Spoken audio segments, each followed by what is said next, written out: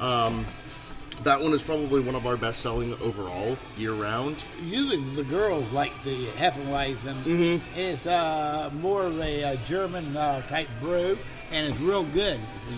And Hefeweizen also, is that filtered? Or No. not?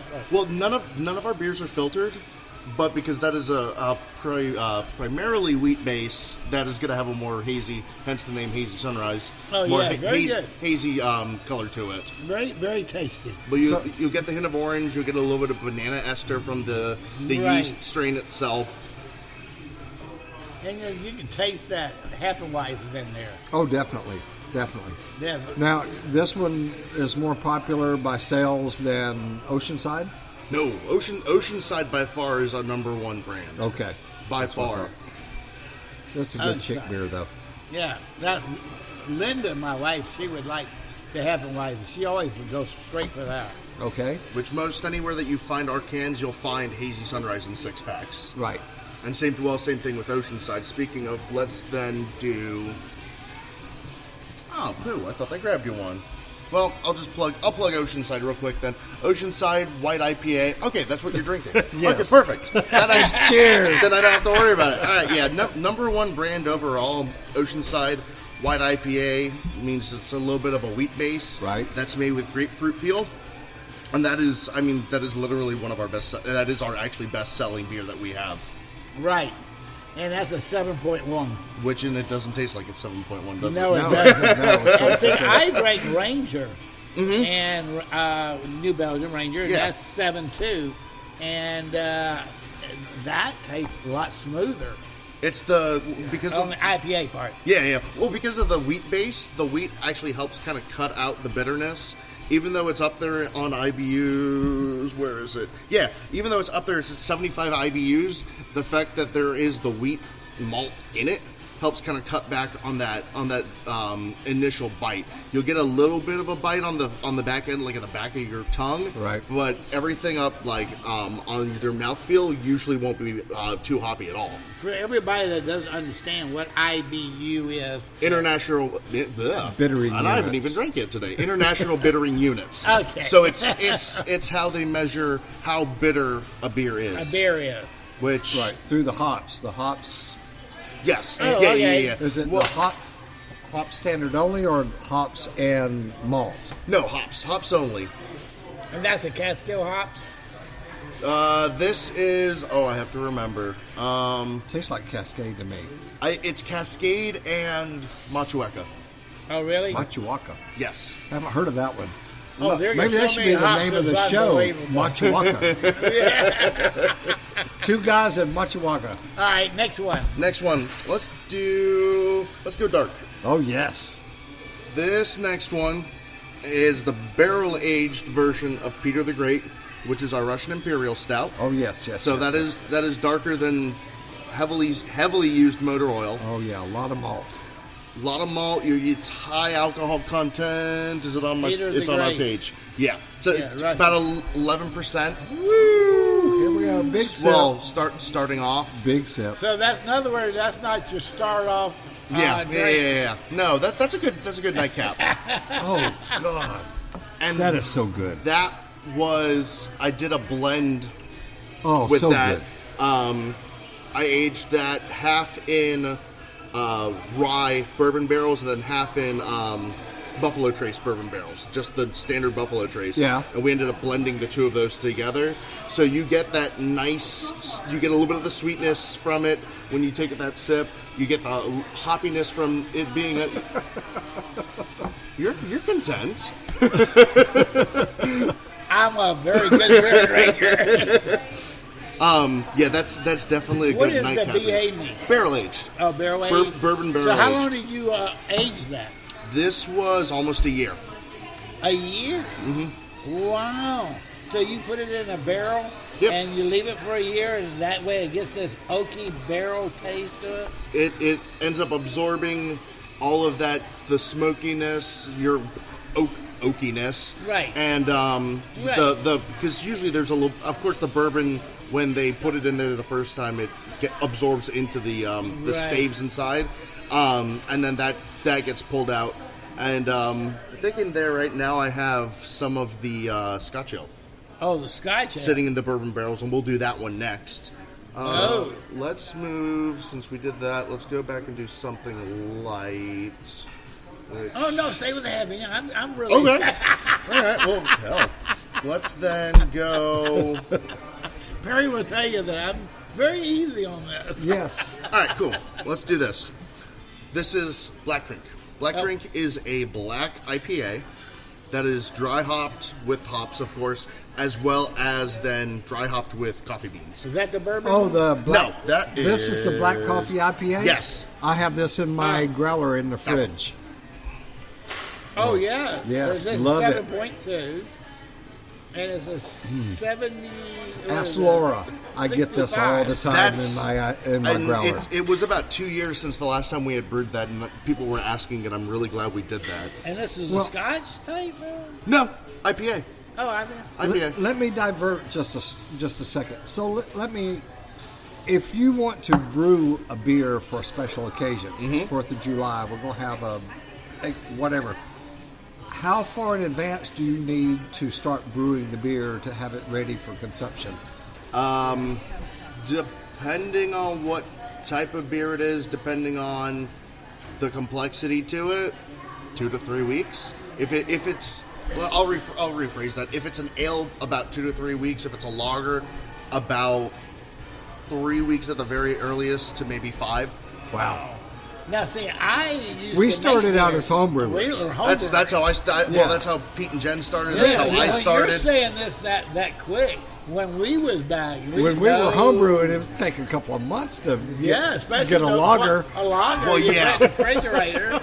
You let it sit there and just cook. I never ventured into lager because the extent of my home brewing before I started doing this professionally was in my free time, which was few and far between. So usually everything I did was a bit on the heavier side. I did a lot of stouts. I did a couple Scotch ales, but stuff that I could just let sit in my my walk-in closet that I was using for it for a couple months and not have to worry about giving too much attention to it.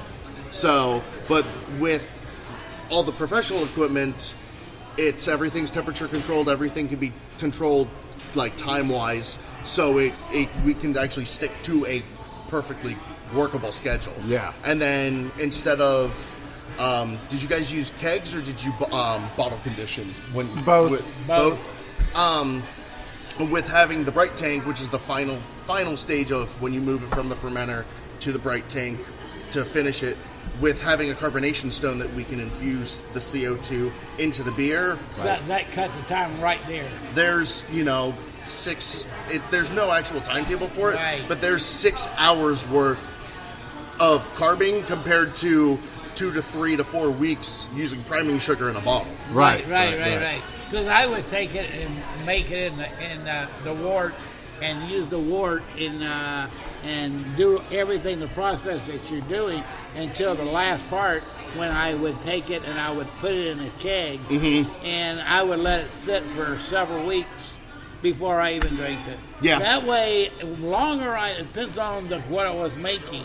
And the longer I left it, the better it tastes. Oh yeah, and I mean, there's some of our beers that it's like the Doppelbock that's on right now.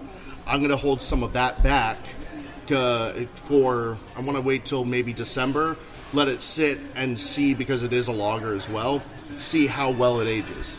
And so you keep it at a certain temperature the whole time as it's aging. Yeah. Wow, that's great. Well, every unless it's cans, it all stays in a walk-in.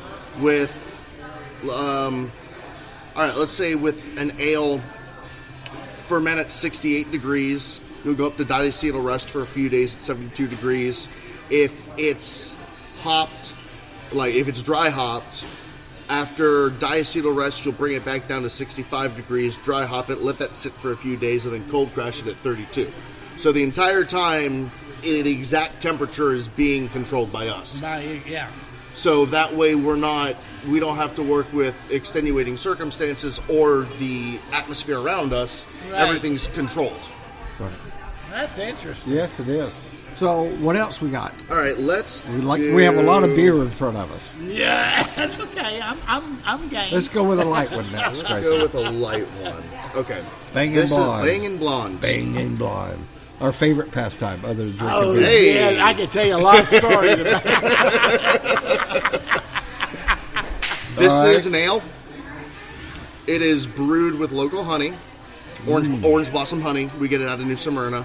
Oh, from, what's his name? I can't think of it off the top of my head, but B&B Brewer. He's been there. His father started it. Now the son's I got think it. that's who he's getting it from. Yeah. And that's an ale. Oh wait, no, that's 5. Sorry, we're doing Picnic Pilsner. Oh, that's what I was going to say. I'm like, that looks a when I little light. tasted it, that's a Pilsner. All right, let me rewind. That would be a Pilsner. This So is Picnic Pilsner. Picnic Pilsner, standard Bohemian lager. Nothing too crazy about it. You'll get the only hop that we use in that is Saz. So you're gonna pick that up Right. at the finish. That's a Pilsner. That is about as Definitely true. a Pilsner. That is about as true to the style of Pilsner as Yeah. you're gonna get. I got a lot of German friends of mine from the northern part of Germany that would love this. Yeah, that's. I mean, that's Because they're Pilsner drinkers. that's And good that's for it. summer. That's good. Well, I mean, we sell a good amount of that here, especially here, and when I have it up on at the Ormond Beach location, it flies out the door. I bet, especially in wintertime, this goes in. Yeah. Because you got a lot of northerns that drink Pilsner. Yep. With that, and Pilsner's a great beer. Well, it's a great light summer beer. Yes. And So- and I mean they can also be versatile too, because just as we don't have it on anymore. I don't know if you guys ever had a chance to try it, but we had Jen asked for me to do a Simcoe dry hopped. Yes. Did you have it? Yes. Which I personally, I'm not a big fan of Simcoe. I never have been. What is it? Weyerbacher's double Simcoe IPA. Yeah. It's just the cat pissiness of Simcoe was Right. never one of my things, but I actually didn't mind it. I love that cat pissiness. Well, I mean, it's that's It's well, a good description. That's why it was called El Gato. Yeah, So, yeah. but you know, that's at least a nice thing. And years and years and years back, we had done an imperial version of that Pilsner too, which was really different. 'Cause Right. I'd actually, I don't think I had never really seen that many, and I not being a Pilsner drinker generally myself, I'd never actually tried one. Which that actually might be a fun idea to revisit, but we'll do Bangin' Blonde. Yes, I've got it. we'll rewind now. I have the Banging Blonde out here because we were talking put about that Banging back in Blondes. This is the blonde. That's the blonde. Yes. You can taste the honey. You'll get the sweetness from the honey. I'm glad he said the honey.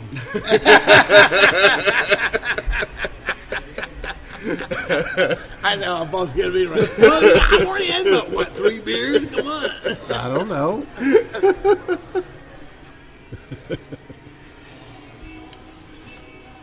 Definitely taste the honey. Yeah, Yes.